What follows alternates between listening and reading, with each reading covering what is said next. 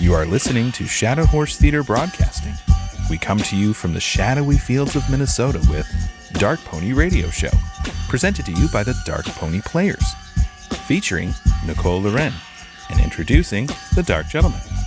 And now is, as always, the Pale Lady.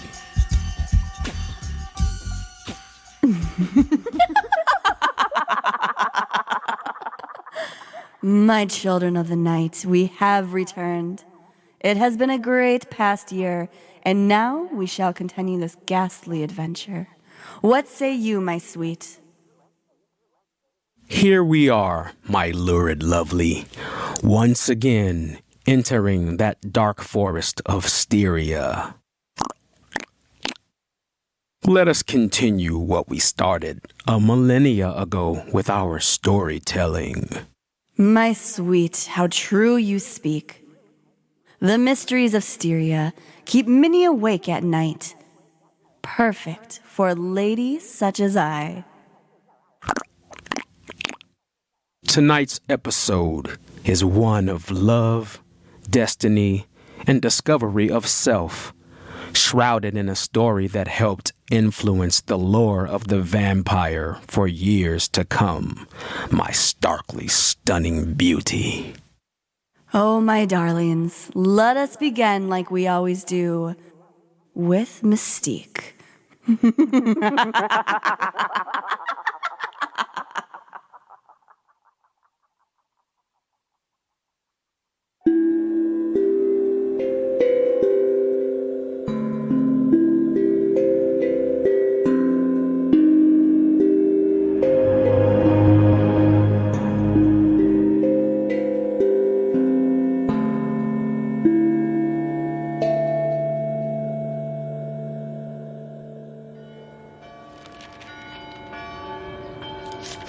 Odd. Very odd. I've been going through this paperwork from my late uncle about our time together. Yes, Dr. Heselius, the occult detective. Hush! We do not need to talk about such nonsense. The occult is for those without faith. There will be no discussion of it here. Yes, of course, Viceroy, sir. I must confess, I tore up all his last correspondences. Shall I rid you of these? Yes! Do you think I want to read these horrific stories? Well? It was not a rhetorical question, child. No, sir. Of course not. Now, I must take my leave and prepare for this evening's service. I want all of these notes to be destroyed. You are to have no part in what transpired with Dr. Heselius. Sir? Yes, child? Go with God. Be good and do what you're told.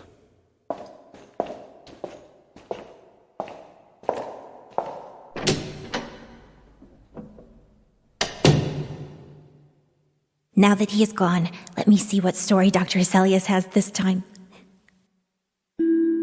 What you are about to read is about my ongoing investigation into all things unknown and known, the paranormal, if you will. The story contained in these following pages are not my words, but those of a young lady named Laura and her experiences. Her story begins in Styria, in a home near the ruins of the old Karnstein estate. What a sweet summer day. I love our little rambles about the forest vista. You've always been there for me, ever since Mother passed. I hope I wasn't a tough child on you, asking for you to stay with me at night so often. That is what a father does, my child. I have news that General Spielsdorf cannot come to us as soon as I had hoped. Laura, dear, I know you were looking forward to meeting his ward, Mademoiselle Reinfeld, someone your age, to keep you company. And how soon will he come? Not till autumn. 2 months more? To be honest, I'm glad you never met Mademoiselle Reinfeld. Papa, why? Because the poor young lady is dead. I meant to tell you earlier, but you were not in the room when I received the General's letter. Please, sit down at the bench. Here is the letter. I am afraid he is in great affliction. I have lost my darling daughter, for as such I loved her. During the last days of dear Bertha's illness, I was not able to write to you. Before then, I had no idea of her danger. I have lost her, and now I learn all too late. She died in peace and innocence and in the glorious hope of a blessed futurity. The fiend, who betrayed our infatuated hospitality, has done it all. I thought I was receiving into my house innocence, gaiety, and a charming companion for my lost Bertha. Heavens, what a fool I have been. I thank God my child died without suspicion of the cause of her sufferings, and devote my remaining days to tracking it and extinguishing a monster. I am told I may hope to accomplish my righteous and merciful purpose. At present, there is scarcely a gleam of light to guide me. I curse my conceited incredulity, my despicable affliction of superiority, my blindness, my obstinacy. All too late. I cannot write or talk collectedly now. I am distracted. So as soon as I shall have recovered a little, I mean to devote myself for a time to inquiry, which may possibly lead me as far as Vienna, sometime in the autumn. 2 months hence, or earlier if I live. I will see you, that is, if you permit me. I will then tell you all that I scarcely dare put upon paper now. Farewell. Pray for me, dear friend.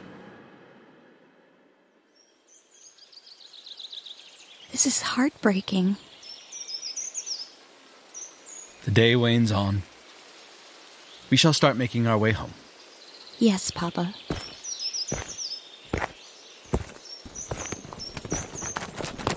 A runaway carriage! Watch out! Please help! There! It crashed into a tree and toppled. Let us help. Papa, look! There's someone on the ground. And standing next to them. The woman that called for help. Madam, are you hurt? Who was ever being born to calamity? And the young lady on the ground? Here I am, on a journey of life and death, in prosecuting which to lose an hour is possibly to lose all. What of the young lady on the ground? My child, there on the ground before us, will not have recovered sufficiently to resume her route, for who can say how long? I must leave her. I cannot, dare not delay. How far on, sir, can you tell is the nearest village? I must leave her there, and shall not see my darling, or even hear of this till my return, 3 months hence. Oh, Papa! Pray ask her to let her stay with us. It would be so delightful. If Madame will entrust her child to the care of my daughter, and permit her to remain as our guest under my charge until her return, it will confer a distinction and an obligation upon us, and we shall treat her with all the care and devotion which so sacred a trust deserves. Very well. Baron, is the carriage and horses reset? Yes, madam. I shall return.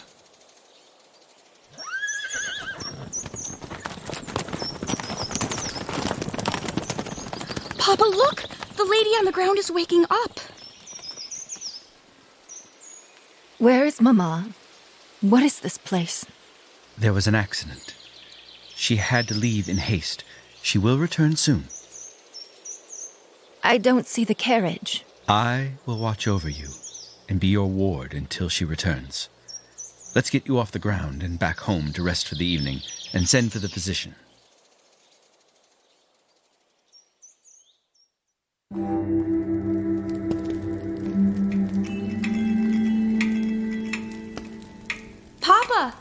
I'm going up to the room to meet our guest.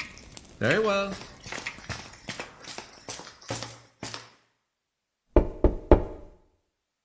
Please enter.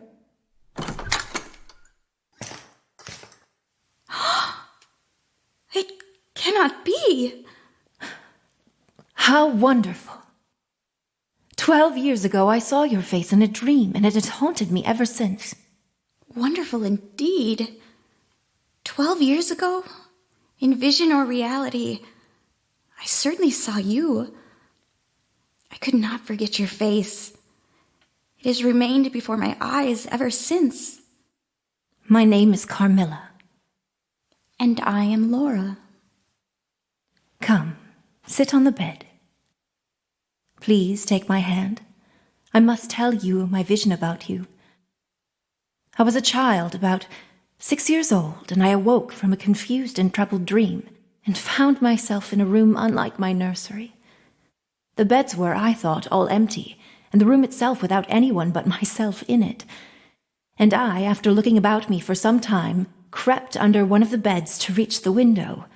But as I got from under the bed, I heard someone crying. And looking up while I was still upon my knees, I saw you. Most assuredly you, as I see you now. A beautiful young lady, with golden hair and large blue eyes and lips. Your lips. You as you are here. Your looks won me. I climbed on the bed and put my arms about you, and I think we both fell asleep. I was aroused by a scream. You were sitting up screaming. I was frightened and slipped down upon the ground, and it seemed to me lost consciousness for a moment. And when I came to myself, I was again in my nursery at home. Your face I have never forgotten since. I could not be misled by mere resemblance. You are the lady whom I saw then. I share a similar vision, but I recall it to be more frightening. I can't have been more than 6 years old, when one night I awoke, looking around the room for my bed. My nurse was not there, and I thought myself alone. I was not frightened. However, I was vexed and insulted at finding myself, as I conceived, neglected, and I began to whimper, when to my surprise I saw a solemn but very pretty face looking at me from the side of the bed. It was that of a young lady who was kneeling, with her hands under the coverlet. At this sight, I ceased whimpering. She caressed me with her hands and lay down beside me on the bed and drew me towards her, smiling. I felt immediately delightfully soothed and fell asleep again. I was awakened by a sensation as if 2 needles ran into my breast. Very deep in that same moment, I cried loudly. The lady started back with her eyes fixed on me and slipped down upon the floor, and as I thought hid herself under the bed. I was now for the first time frightened, and I yelled with all my might and main. I don't know which should be most afraid of the other. I'm not sure either. If you were less pretty, I think I should be very much afraid of you.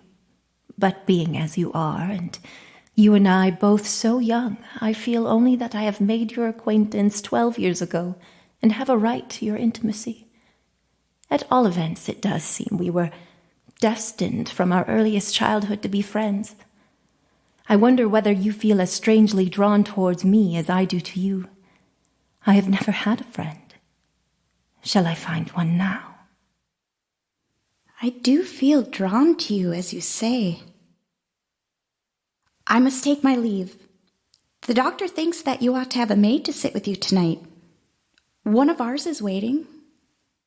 How kind of you, but I could not sleep. I never could with an attendant in the room. I shan't require any assistance. And shall I confess my weakness? I am haunted with a terror of robbers. Our house was robbed once and 2 servants murdered, so I always lock my door. It has become a habit. And you look so kind, I know you will forgive me. I see there is a key in the lock. Please come close and hold me for a moment. Of course. Good night, darling. It is very hard to part with you, but good night. Tomorrow, but not too early, I shall see you again.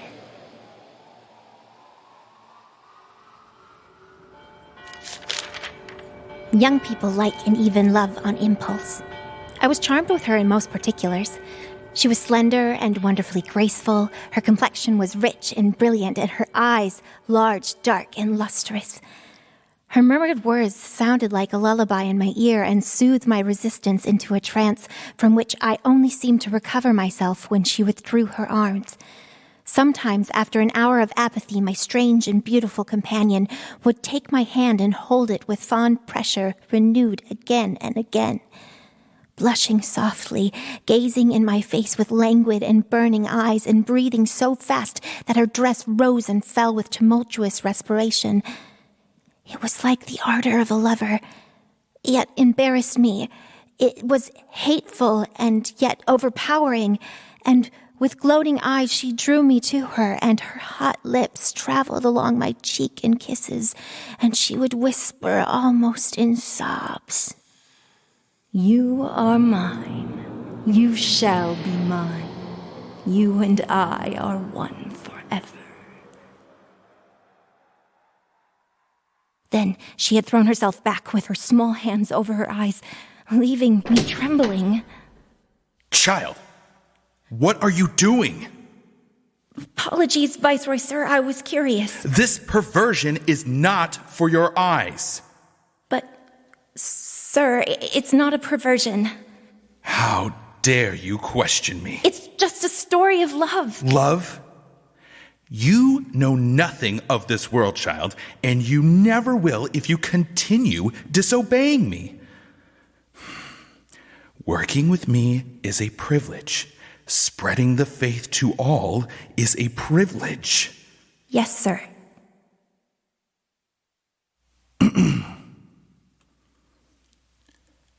I'm waiting.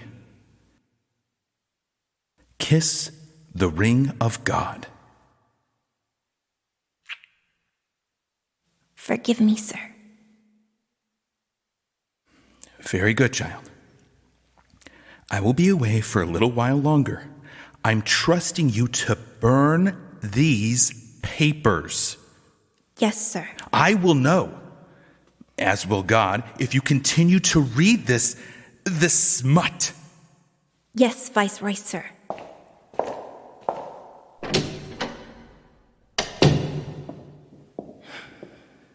Yes, sir. Of course, sir. I hate you, sir. Now, where was I? We sat one afternoon under the trees as a funeral passed us by.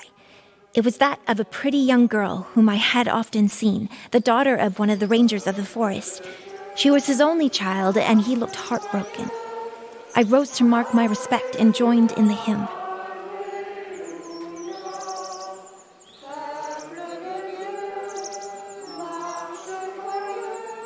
Don't you perceive how discordant that is?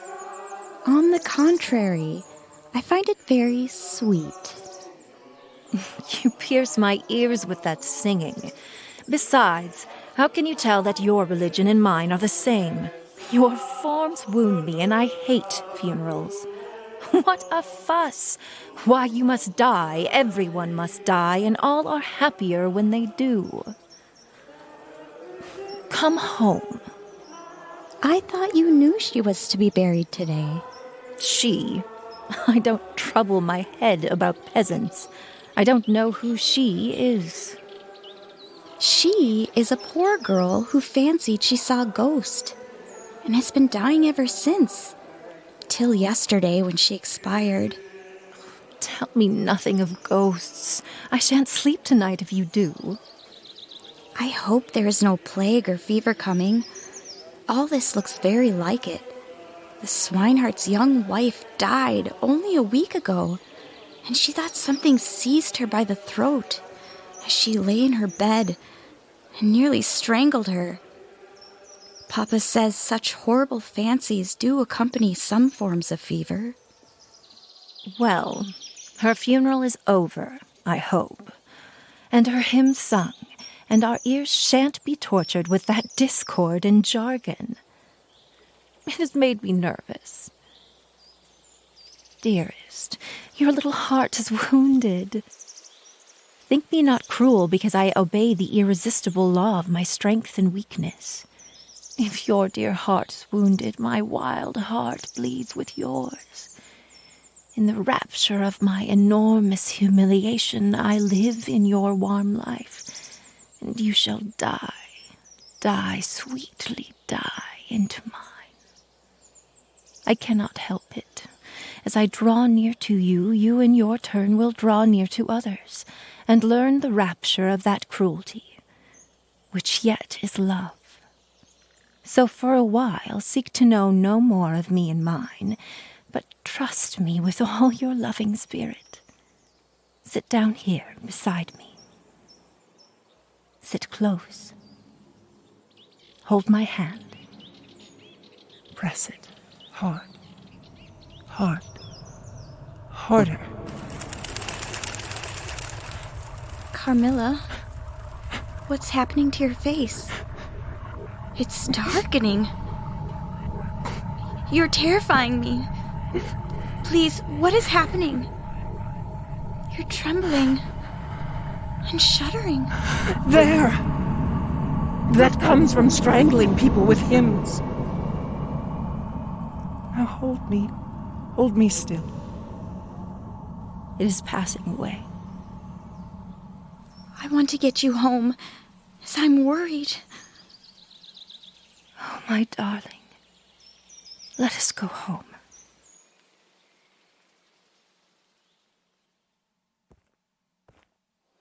Here he comes now. Papa! All this is strictly referable to natural causes. These poor people infect one another with their superstitions, and so repeat in imagination the images of terror that have infested their neighbors. But that very circumstance frightens one horribly. How so? I am so afraid of fancying I see such things. I think it would be as bad as reality. We are in God's hands. Nothing can happen without permission, and all will end well for those who love him. He is our faithful creator, and will take care of us. Creator. Nature. This disease that invades the country is natural. Nature. All things proceed from nature, don't they? All things in the heaven, in the earth, and under the earth act and live as nature ordains. I think so. The doctor said he would come here today. I want to know what he thinks about it, and what he thinks we had better do. Here he comes now. Doctors never did me any good. Then, Carmilla, you have been ill? More ill than ever you were, Laura. Long ago? Yes, a long time. I suffered from this very illness, but I forgot all but my pain and weakness, and they were not so bad as those suffered in other diseases. You were very young then. I dare say. Let us talk no more of it.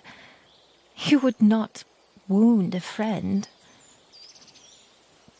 Why does your papa like to frighten us with this illness? He doesn't, dear Carmilla. It is the very furthest thing from his mind. Are you afraid, dearest? I should be very much if I fancied there was any real danger of my being attacked, as those poor people were. You're afraid to die? Yes, everyone is. But to die as lovers may. To die together so that they may live together. Well, I'm to meet the doctor at home. Let us on the way.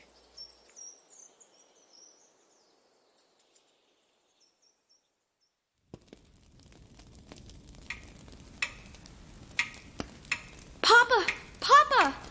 I found this painting. That is a picture I have not seen. Carmilla, dear. Here is an absolute miracle. Here you are, living, smiling, ready to speak in this picture. Isn't it beautiful, Papa? And see, even the little mole on her throat. Certainly is a wonderful likeness. Will you let me hang this picture in my room, Papa? Of course, dear. I'm very glad you think it's so alike. Carmilla? Oh, I see the name on the picture is Mircalla, Countess Karnstein, 1698. I am descended from the Karnsteins. That is, Mama was. So am I think. A very long descent, very ancient. Are there any Karnsteins living now? None who bear the name, I believe.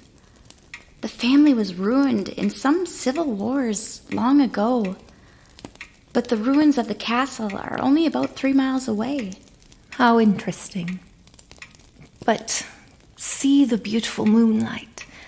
Suppose you take a little ramble around the court with me and look down at the road and river. It is so like the night you came to us.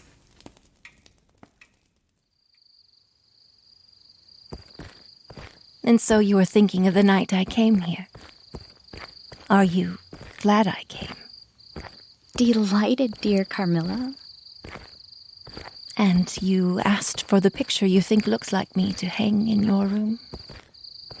How romantic you are, Carmilla.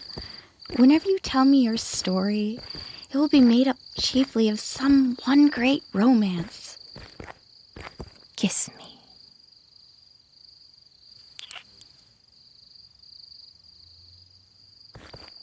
I am sure, Carmilla, you have been in love. That there is, at this moment, an affair of heart going on.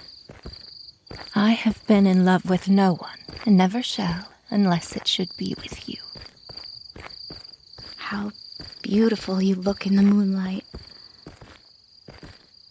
You feel my cheek next to your cheek, darling. I want to stay close to you like this, forever. Darling, I live in you, and you would die for me. I love you so. Is there a chill in the air, dear? I almost shiver. Have I been dreaming? Let us come in. Come in. You look ill, Carmilla. A little faint. You certainly must take some wine. Yes, I will. I'm better now. I shall be quite well in a few minutes. Yes, do give me a little wine. First, let us look again for a moment. It is the last time, perhaps, I shall see the moonlight with you.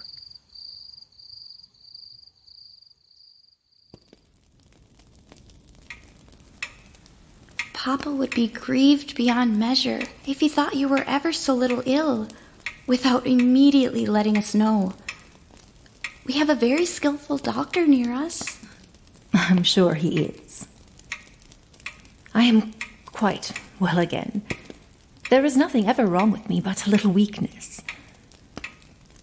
But I have been thinking of leaving you. You have already been too hospitable and too kind to me.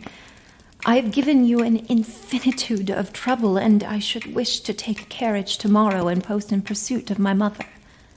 I know where I shall ultimately find her.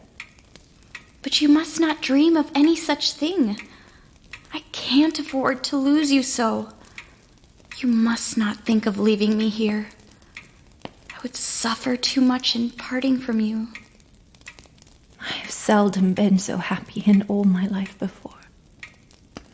Come, Carmilla. let us have some wine and think of this no more.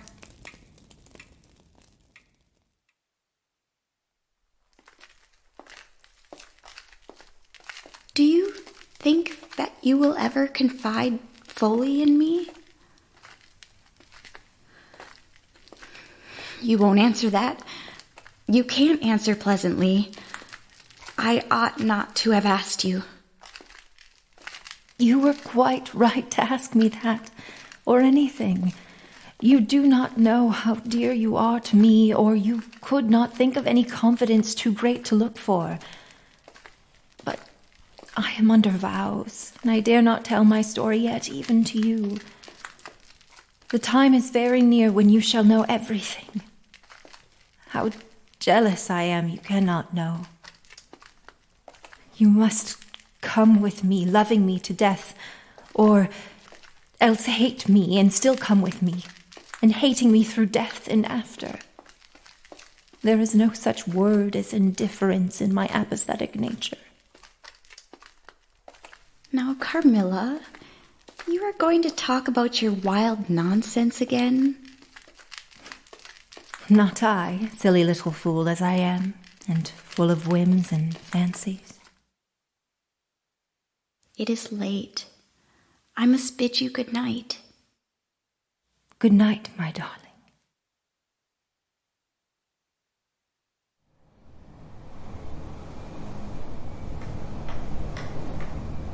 It's early. Why have I awoken so? What is that shape moving at the edge of the bed? A cat? But you are so large. This must be one of my nightmares. Stop! Why are you approaching? Please. No! The candlelight has extinguished. Bit me!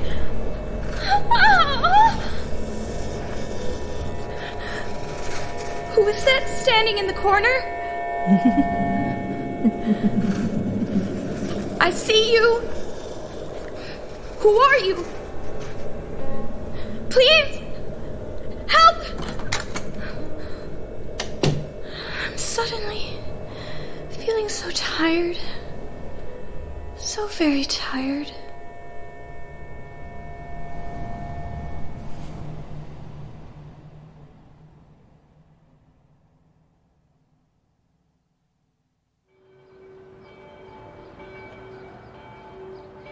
I had spent several weeks and nights undisturbed, but kept waking up exhausted. Carmilla complained of dreams and feverish sensations, but by no means of so alarming a kind as mine. I was worried to tell Papa of this exhaustion and fears of being ill and worrying him so. One night, instead of the voice I was accustomed to hear in the dark, I heard one sweet and tender and at the same time terrible. Sir? Viceroy? Are you there? And I saw a great white throne, and him that sat on it, from whose face the earth and the heaven fled away, and there was found no place for them. And I saw the dead, small and great, stand before God.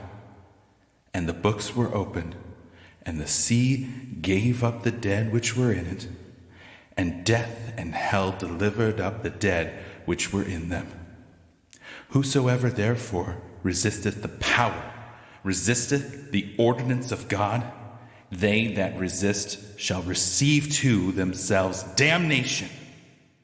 Curious on how the door opened. Emperors are but the shadows of his imperial power, powers that are ordained of God. They call themselves kings by right divine, but what divine right do they have? I am the one who has been called. I am the one that has divine right, for it is I who holds the power of what is and what is to come in my hands.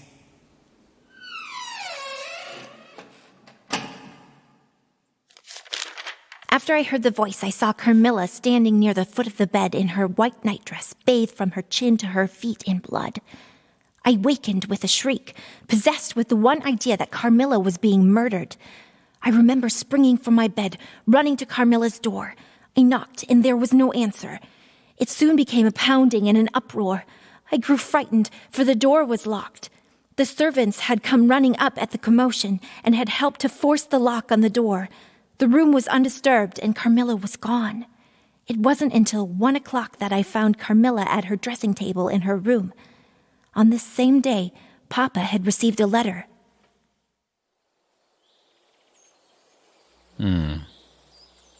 This letter is delayed.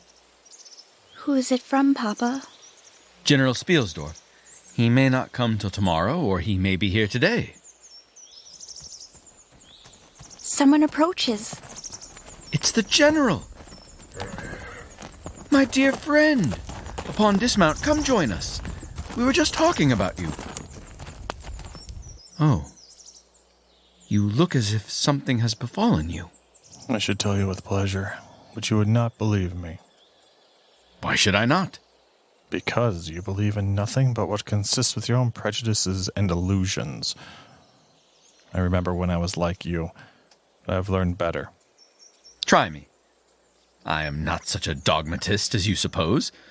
Besides which, I very well know that you generally require proof of what you believe, and am, therefore, very strongly predisposed to respect your conclusions. For what I've experienced is marvelous, and I have been forced by extraordinary evidence. Any chance you are going to the ruins of Karnstein? Yes, we are heading in that direction. Yes, that's a lucky coincidence. Do you know I was going to ask you to bring me there to inspect them? You shall join us, General. Oh, thank you, my dear. I have a special interest in exploring the ruined chapel with a great many tombs of the extinct family. Yes, they are there. Highly interesting. I hope you are thinking of claiming the title and estates? Something very different. I mean to unearth some of those people. The House of Karnstein has been long extinct, 100 years at least. My dear wife was maternally descended from the Karnsteins. The castle is in ruins. It's been at least 50 years since smoke out the chimney was seen there. Quite true. But since I last saw you, I have heard a great deal that will astonish you. Go on. You saw my dear ward, my child, I may call her. Yes, poor thing. When I saw her last, she was certainly lovely. I was grieved and shocked more than I can tell you, my dear friend. Thank you. My life was happy, and that is now all gone. The years that remain to me may not be that long. I hope to accomplish a service to humanity before I die and to subserve the vengeance of heaven upon the fiends who have murdered my poor child.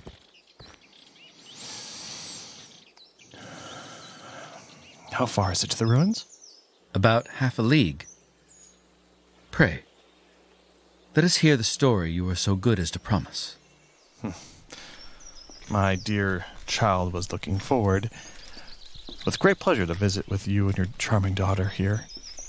In the meantime, we had an invitation from my friend Count Carlsfeld. It was said to be a magnificent masquerade. A masked ball, you know, is a beautiful sight. It's so brilliant a spectacle of the kind I never saw before. It was a very aristocratic assembly. My child was looking quite beautiful.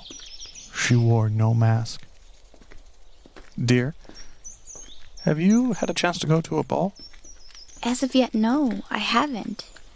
I wish to someday. And you shall. I remarked a young lady dressed magnificently, wearing a mask, who appeared to be observing my ward. I kept seeing her wherever we would be, including walking right next to us. A lady, also masked, richly and gravely dressed, and with a stately air like a person of rank, accompanied her as a chaperone. We ended up in one of those salons. My poor child had been dancing and was resting a little in one chair near the door. I approached the two ladies I mentioned. The younger one sat down near my child, while the one that accompanied her stood by me and engaged in conversation. In the meantime, the young lady whom the chaperone called by an odd name, Malarca, had gotten into a conversation with my ward. Eventually, she lowered her mask, a remarkably beautiful face that I had not seen before.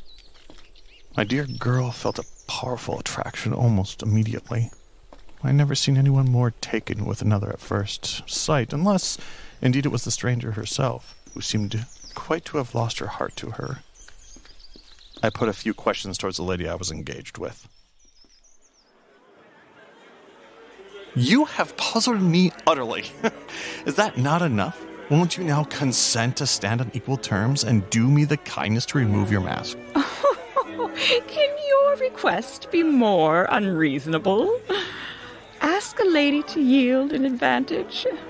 Besides, how would you recognize me? Years make changes. As you say. As philosophers tell us. And how do you know that a sight of my face would help you? I should take a chance for that. Years, nevertheless, have passed since I saw you. Rather, since you saw me. For that is what I am considering.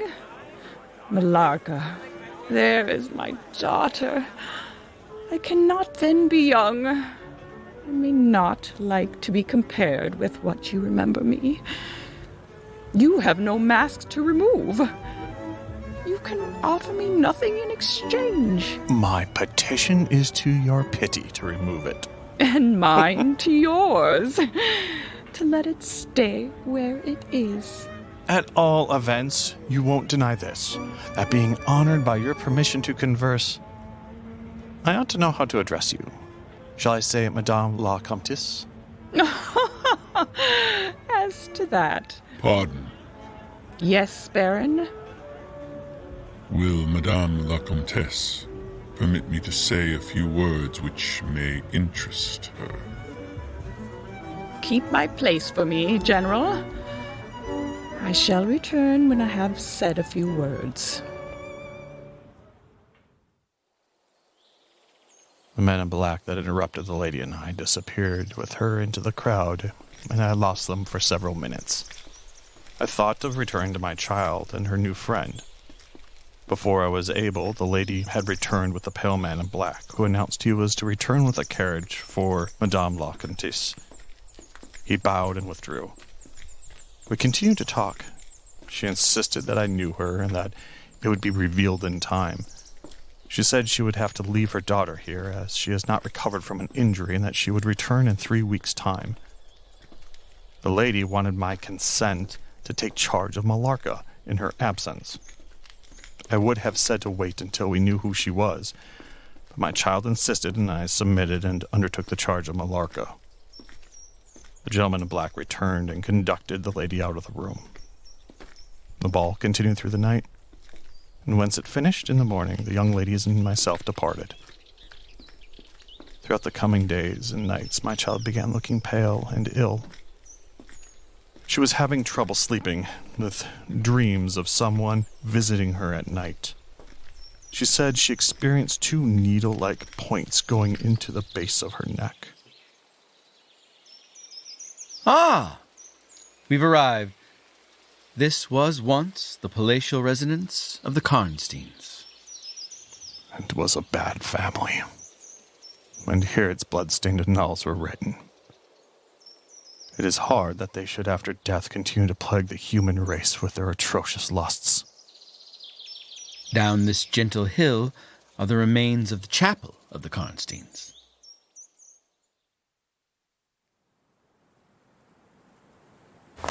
I'm in search of the grave of Mircalla, Countess Karnstein. We have a portrait at home of Mircalla, the Countess Karnstein. Should you like to see it, General? I very much would, thank you, my dear. She has been dead for more than a century. I would doubt the grave exists under these stones. Not so dead as you fancy. You puzzle me utterly. There remains to me but one object which can interest me during the few years that remain to me on earth, and that is to wreak vengeance. What vengeance can you mean? I mean to decapitate the monster. What? To strike her head off. Cut her head off? Aye, with this hatchet, or with anything that can cleave through her murderous throat. Papa, who is that man standing by the tree line? Gaunt, with a perpetual smile. The very man dressed in black. My dear Baron, how happy I am to see you. There is no more time, General. The Countess has sent me to help with your endeavor. The tomb you seek is there, in the ruins of the old chapel. Thank you, dear friend. Do stay close by. I have an uneasy feeling about these ruins. Just in case something is around us, I would like to be prepared. General, could you please continue with your story? Oh, of course, my dear. My beloved child was growing worse. I called for the physician, upon which he had no answers for me and could not help. She had been experiencing seizures and the puncture wounds. It was soon discovered that a vampire was to blame. I was wholly skeptical as to the existence of any such portent as the vampire. So I concealed myself in my ward's room that night with my hatchet in hand. Good night, Papa. Good night, my dear child. I will be here next to you till morning. Please, Papa, check on Millarca. I fear she may be ill.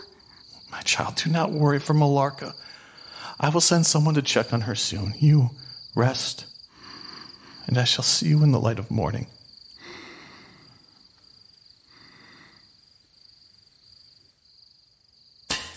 What was that? Who's there? Why can I not move? What is this creature? Stop! Leave my child alone! Monster! I have had my fill. Pity. A voice. Millarca! Why? Nature. I shall strike you down!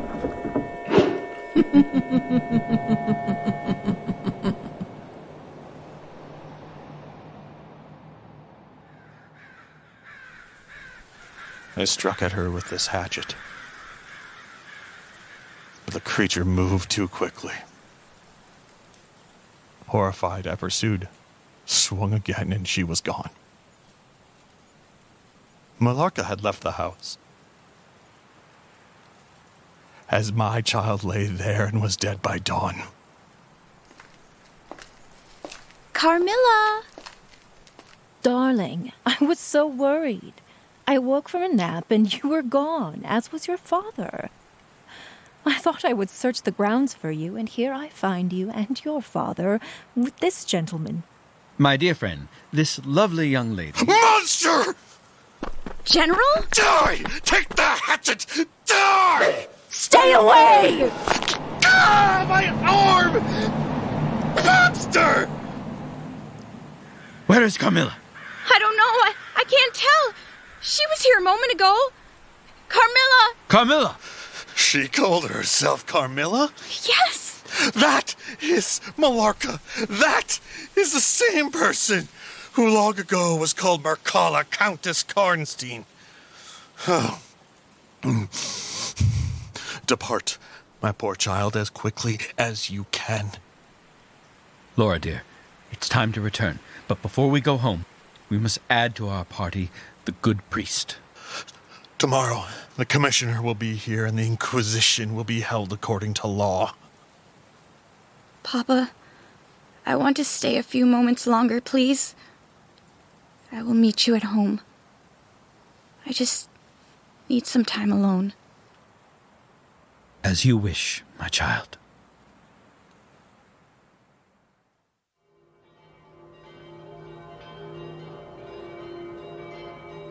The next day, the formal proceedings took place at the chapel of Karnstein. The grave was then opened. I had hoped she was not there, but her beautiful features were now disclosed to view. Her eyes were open.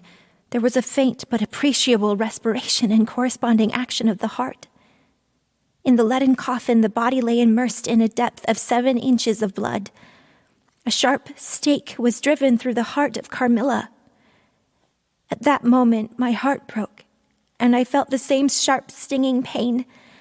I watched as the general took his hatchet and cut off her head. A river of blood flowed out her severed neck. Child, I need you to prepare... Sir? What is this disrespect? I was just about to... Stop! I told you to burn these papers. You looked me in the eye and said you would. Come here. Sir, please, you're hurting my arm. You know the consequences for disobeying me. Get down on your knees. Sir, please. This is my divine right. I must teach you again and again until you understand. Remove your clothes. Forgive me, sir, please. Turn your back. I will grab the flagellum. No, sir. I was curious. I am tired of your continued disrespect. And your disobedience. I wanted to know more about love. Please, sir. I want to have love. Love? You were curious about love? Yes, that is all. Very well. I shall teach you of love. It is punishment. It is obedience. It is unforgiving. Maybe you will finally understand love is pain.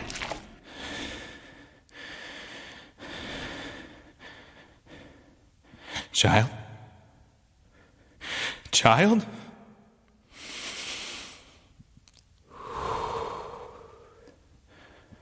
Rest now.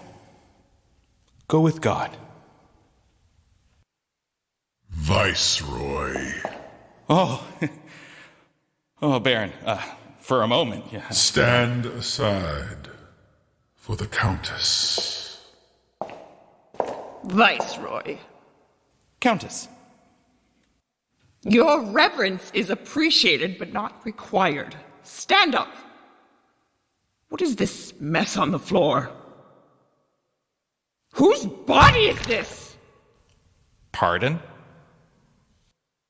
Sarah, my sweet child! This was not supposed to happen. Viceroy! Can't you just return her, like the others? You arrogant fool! Because of your actions, she will never experience her true purpose. Countess, she was disobedient. She was meant to be free. If she had done as she was told, it wouldn't have gotten out of hand. Spare me your words, Viceroy. These young ladies are not yours to do with as you please. You were tasked to make sure she took her own life so she could be reborn. What does it matter? There's always another one. That is no longer your concern. This transgression has gone too far. And I'm hungry. Countess, please. Baron, my dear, would you be so kind to close the door and stand guard? Yes, my Countess. Please, Countess. I know I went too far, but this one was pushy and irreverent to me. To me. Please, you can't. I was chosen. I was chosen by divine power. Please. I'm on my knees, Countess, begging. What can I do to make this right? Suffer.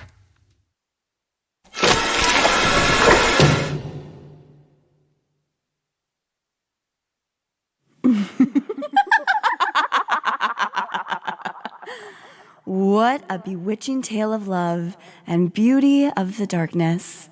For some, love is a nightmare, and for others, joy is the dream. What a wonderful evening it has been. I couldn't agree more, my precious pale beauty. But where do you stand with love? A dream or a nightmare for you? Oh, that's my little secret, my sweet gentleman. Unfortunately, we have arrived at that time where the evening must continue without us. Alas, I do love seeing all your faces. I may just need to keep them. My lurid lovely, there are easier ways for us to enter their homes. We leave you all with that for tonight, my children. I bid you all a good night and adieu.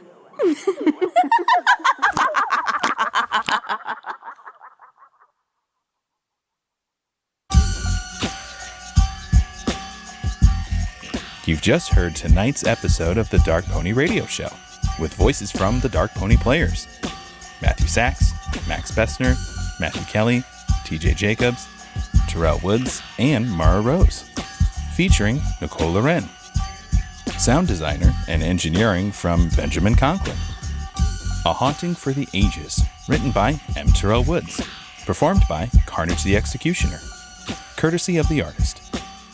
Tonight's episode was an original adaptation written by Aid Hajjaj from the novella Carmilla by Sheridan Le Fanu. This has been a Shadow Horse Theater production.